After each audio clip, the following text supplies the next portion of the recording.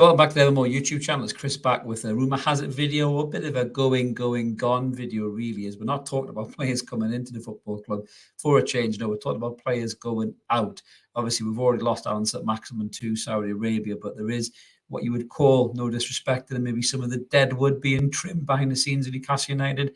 It looks like we're moving some players on to make room for some of the new additions to the squad. So we're going to talk about a couple of players. It looks like they're on their way out.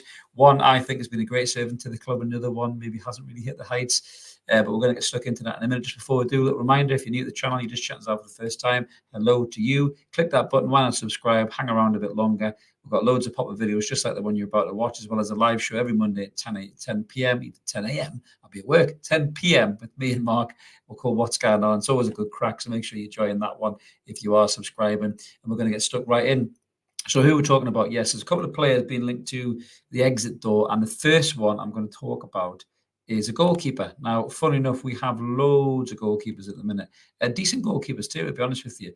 With Martin de Graaf coming back from what looked like a guaranteed exit door, really. And then obviously Loris Karius signed on as the number 2 goalkeeper or number 3 goalkeeper, alongside obviously the main man that is Nick Pope. We are definitely top heavy in the goalkeeper stakes. So that means that this handsome devil here, Karl Darlow, looks like he's heading for the exit door. Now, Karl has been with us for about 9 years. I think he's got 86 appearances for Newcastle United. And do you know what? He has been a really good goalkeeper at times for Newcastle United when called upon. There wasn't too long ago people were talking about him potentially breaking to the England squad. He was in great form. He's a great shot stopper, very agile as a goalkeeper. Has his little moments, but don't all goalkeepers. But I think generally he's been a really good servant for Newcastle United over the years. He's 32 years old now. We got him from Nottingham Forest in that double deal with Jamal Lewis, who's still at the football club as well.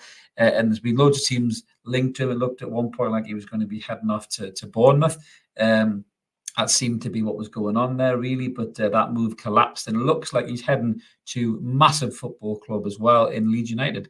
I've got a real soft spot for Leeds. I've got some good mates who are Leeds fans as well. But Leeds are bracing themselves for bids for Meslier, their goalkeeper, who looks about 12, but is a good goalkeeper. Did quite well in the Premier League, despite Leeds going down last season. But it looks like Karl Darlow is heading there, I think, for around about in the region of about, I think it's about 4 to 6 million or something like that, which is a good bit of business for Karl Darlow from Newcastle United's point of view. We seem to be getting a decent level of money coming in for some of these fringe players. You know, obviously we sold Chris Wood, and we sold John Drushelli for a decent fee as well, given the the age that they are. I'm sure Nottingham Forest fans are absolutely delighted that we sold them those two, given how successful they have been since they went there. Certainly John Joe. But yeah, so it's a real shame to say goodbye to Darlow, but he goes with his head held high. I think he's been a great servant for the football club. If he comes back to the football club in a punditry capacity in years to come, I think he'll be greeted with open arms. Really never let us down. He was brilliant for us in the Championship. Under Rafa Benitez as well. So yeah, massive respect to Karl Darlow. He's just got about his business as well. He's never complained. He's never kicked off, never been a worky ticket. So yeah, I wish him well. That deal's not done yet, but it looks like it probably will be very soon. He left the US camp, I believe, to go back and talk to Bournemouth. That deal collapsed. Then he was obviously talking to Leeds as well. So we'll keep an eye on that. I think that one will get signed, sealed, and delivered in the next few days. But Leeds will have a good goalkeeper on their hands as well, certainly for the Championship. I think Karl will do a great job there. Another player, another fringe player, funny enough, who's played quite a bit in pre-season, who looks like he's headed for the exit door, but not on a permanent deal. No, this looks like a loan deal. And Eddie Howe actually said this is probably going to come off in the next 24 hours. Is this lad here, Jamal Lewis. Now, people are split on Jamal Lewis. I personally think he's not good enough. And I think he's maybe been a little bit unlucky. He came in under Steve Bruce. We thought it was a great deal. I think Liverpool was sniffing around and beat Liverpool to the signing. But he's never really kicked on. I think he played 20-odd times in his first season. He's only really played twice in the Premier League for a long time now. He's not really part of Eddie Howe's plans. We played Dan Burn at left back because Jamal has been injured as well. We played Dan Burn at left back. We've also got Matty Target there. We're talking about signing a new left back. But it looks like Jamal is going to be going to Watford on loan for the season. So Jamal's only had 31 appearances for us since he signed in 2020. It's not quite gone to plan but I'm just looking there. So he's born in Luton, actually, was Jamal Lewis. So he'd be quite close to family as well, if he's still got a family down there as well. He played over 100 times for Norwich, played really well, despite them getting relegated in the Premier League. We had high hopes from him, but I just don't think it's really worked for Jamal. He's 25 years old now as well. He's obviously a mainstay in the Northern Irish side, but the quality, with all due respect, then isn't quite there. So I just don't think he is going to be part of Eddie Howe's plans moving forward. And Eddie did say that Jamal Lewis is probably the nearest to securing a loan move to Watford, but as the closest in the pipeline, and that will get done in the next 24 hours. And I think Eddie said that yesterday. So by the time you watch this, Jamal Lewis might not even be a Newcastle United player. I suppose for the coming season he will, because he'll be on loan. But yeah, let us know in the comments below what you think about Jamal Lewis. I just don't think he's ever really kicked on.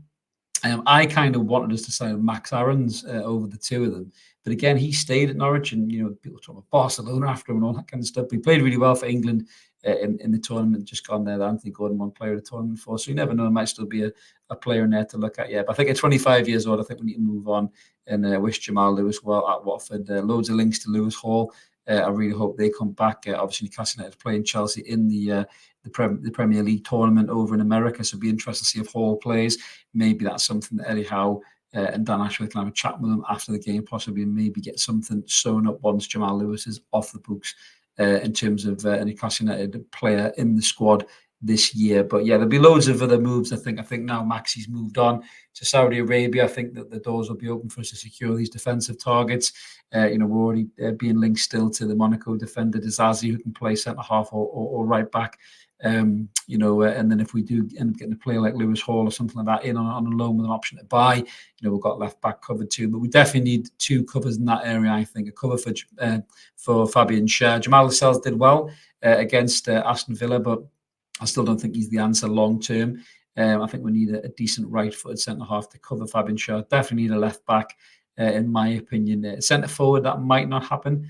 We may just, utilise the attacking prowess that we'll have across the middle, with Gordon able to play right across the middle. Miggy could play right across the middle as well, to be fair. So, even Willock could probably do a job up front if we were absolutely desperate. If anything happened to Isak and Wilson, touch wood, that doesn't happen. But I'm not sure centre forward will come in, but definitely a cover for Schär and a left back, I hope, are the two positions that Newcastle United plug. But let us know in the comments below what you guys think.